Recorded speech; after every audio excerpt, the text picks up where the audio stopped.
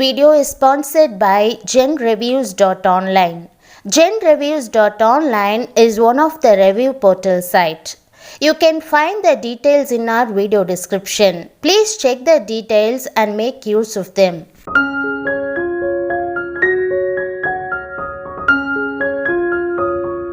இன்றைய வசனம் சங்கீதம் 119:57.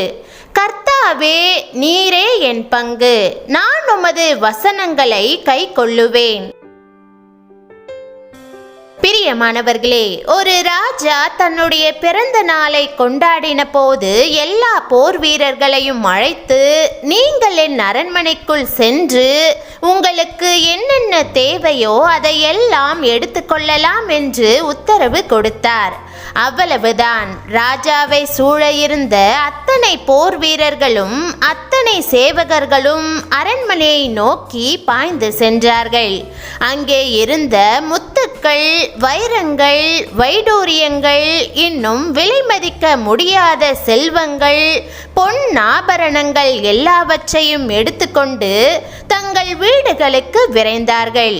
கொஞ்ச நேரத்தில் அரண்மனையே காலியாகிவிட்டது. ஒரு சிறு பொருள் கூட அங்கே இல்லை. ஆனால் அதே நேரத்தில் ஒரே ஒரு போர்ச்சேவகன் மாத்திரம் ராஜாவினுடைய அருகிலே தனியாக நின்று கொண்டிருந்தான்.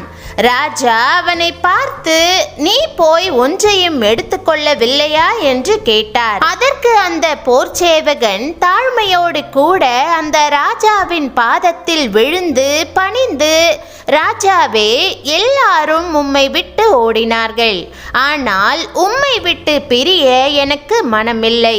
நீரே என்னுடைய பங்கும் சுதந்திரமுமாய் இருக்கிறீர். உம்மை பாதுகாக்க வேண்டிய கடமை என் கைகளில் இருக்கிறது.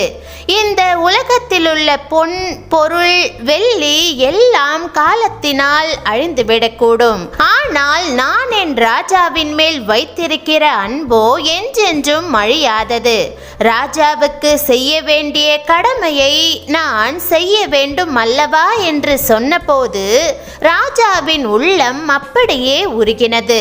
அந்த போர் வீரனை கட்டி அணைத்து அவனை தன் தேசத்திலே பெரிய மந்திரியாக உயர்த்தினான். நாமும் கூட ராஜாதி ராஜாவாகிய நம் ஆத்தும நேசரை பார்த்து, என் தேவனே, நீரே என் பங்கானவர், நீரே என் சுதந்திரமானவர் என்று சொல்லுவோமா?